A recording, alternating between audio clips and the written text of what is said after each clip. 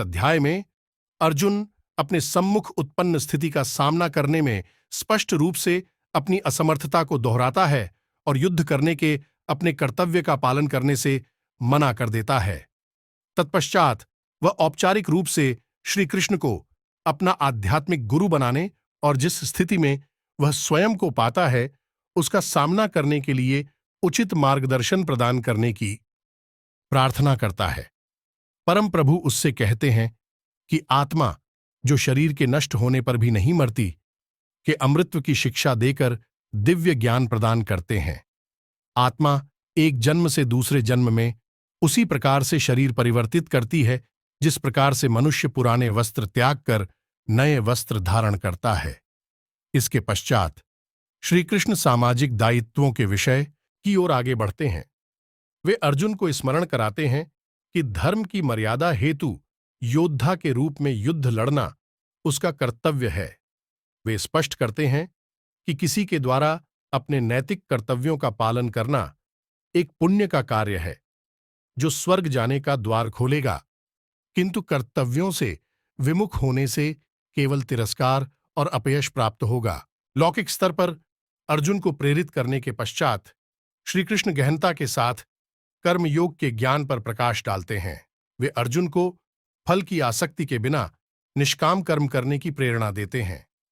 फल की कामना से रहित कर्म करने के विज्ञान को वे बुद्धियोग या बुद्धि का योग नाम देते हैं। बुद्धि का प्रयोग मन को कर्म फल की लालसा करने से रोकने के लिए करना चाहिए।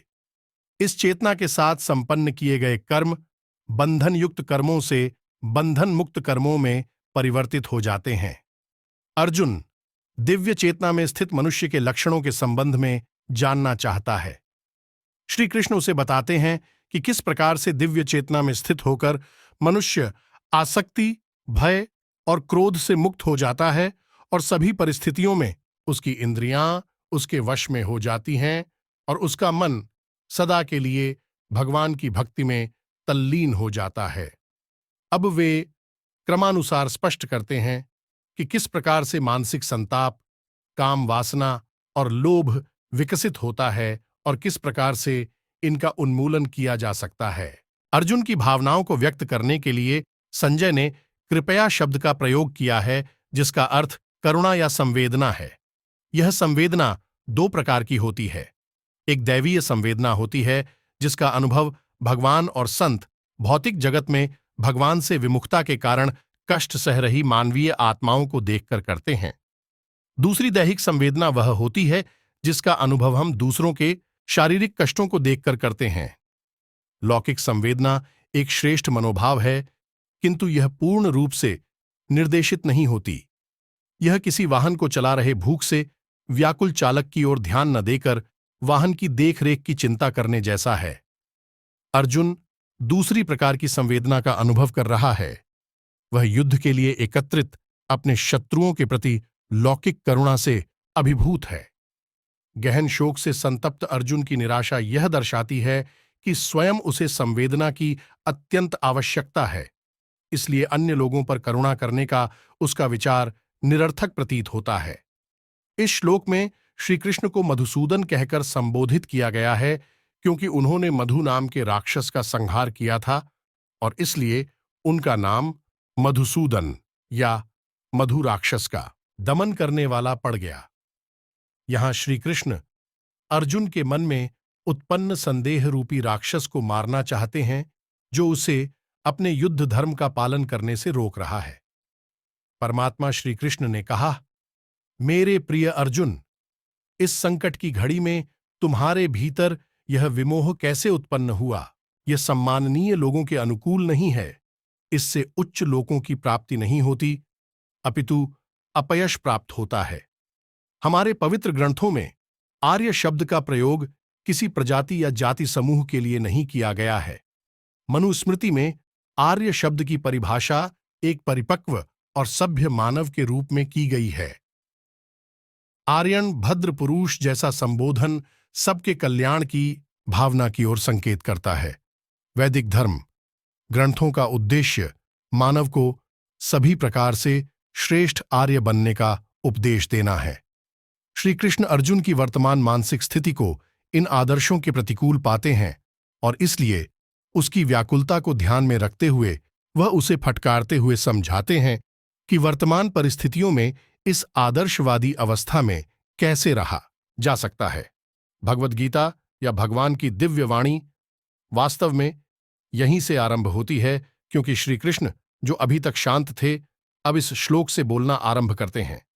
परमात्मा पहले अर्जुन के भीतर ज्ञान प्राप्त करने की क्षुधा उत्पन्न करते हैं। ऐसा करने के लिए वह यह तर्क देते हैं कि उत्तम पुरुष के लिए इस प्रकार के भ्रम की स्थिति में रहना अपमानजनक और सर्वथा अनुचित है। इसके बाद वे अर्जुन को अवगत करवाते हैं कि मिथ्यामोह के परिणामों से पीड़ा, अपयश तथा जीवन में असफलता मिलती है और आत्मा का पतन होता है। भगवान श्री कृष्ण अर्जुन को सांत्वना देने के बजाय उसकी वर्तमान मनोदशा को देखते हुए उसे और अधिक व्याकुल करना चाह रहे हैं। जब हम व्याकुल होते हैं तब हमें दुख की अनुभूति होती है, क्योंकि यह आत्मा की वास्तविक स्थिति नहीं है। इस असंतोष की अनुभूति यदि उचित दिशा की अग्रसर होती है तब वह वास्तविक ज्ञान की खोज में प्रेरक शक्ति बनकर उभरती है। संदेह का उचित निवारण मनुष्य को पहले से अधिक गूढ़ ज्ञान प्राप्त करने में सहायता करता है। इसलिए भगवान कभी कभी जानबूझकर मनुष्य को कठिनाई में डालते हैं ताकि वह अपनी उलझन को सुलझाने के लिए ज्ञान की खोज करने में विवश हो जाए, और जब उसके संदेह का पूरी तरह से निवारण हो जाता है तब वह मनुष्य ज्ञान की उच्चावस्था को प्राप्त कर लेता है। ज्ञानोदय के मार्ग पर सफलतापूर्वक कदम रखने के लिए उच्च आत्मबल और नैतिकता का होना आवश्यक है, जिसके लिए किसी मनुष्य को आशावान, उमंगी और ऊर्जावान बनकर आलस्य, स्वच्छंदता की प्रवृत्ति, अज्ञान और आसक्ति जैसी लौकिक मानसिकता पर विजय प्राप्त करना आवश्यक होता है। श्री कृष्ण एक योग्य गुरु हैं और इसलिए अर्जुन को फटकारते हुए वे अब उसे परिस्थितियों का सामना करने के लिए प्रोत्साहित कर उसके आत्मबल को बढ़ाते हैं।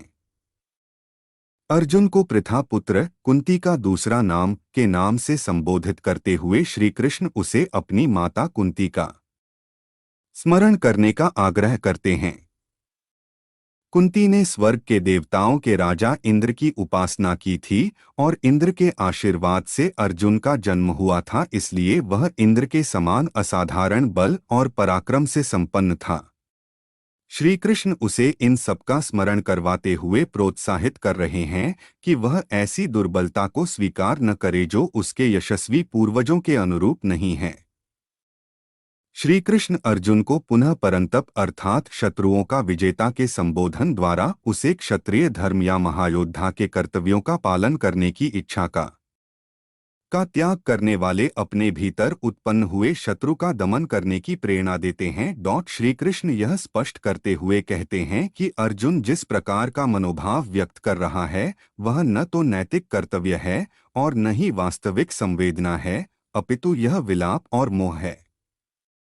दुर्बल मानसिकता ही इसकी जड़ें हैं। यदि अर्जुन का आचरण वास्तव में ज्ञान और करुणा पर आधारित था तब उसे न तो किसी प्रकार की व्यथा और न ही शोक की अनुभूति होनी चाहिए। श्री कृष्ण के युद्ध करने के आह्वान की प्रतिक्रिया में अर्जुन अपनी व्यग्रता प्रदर्शित करते हुए कहता है कि भीष्म और द्रोण मेरे लिए आदरणीय और आराध्य हैं। भीष्म ब्रह्मचर्य की मूर्ति थे और अपने पिता को दिए गए वचन के पालन हेतु वे जीवन भर ब्रह्मचारी रहे।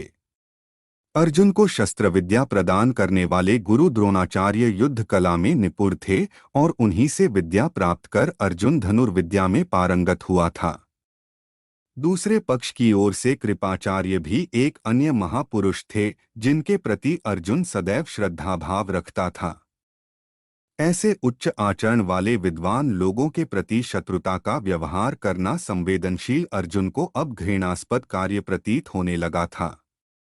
उसके अनुसार जब इन श्रद्धेय महापुरुषों के साथ किसी प्रकार का तर्क करना भी अनुचित था तब फिर वह किस प्रकार उनके विरुद्ध हथियार उठा सकता था। अर्जुन ने कहा है, हे कृष्ण, कृपया मेरी वीरता पर संदेह न करें। मैं युद्ध करने के लिए तैयार हूं, परंतु नैतिक दायित्व निर्वहन के दृष्टिकोण से मेरा कर्तव्य अपने आचार्यगणों का आदर करना और धृतराष्ट्र के पुत्रों पर दया दर्शाना है। आज के लिए जय श्री कृष्ण। नेक्स्ट पार्ट के लिए सब्सक्राइब कीजिए।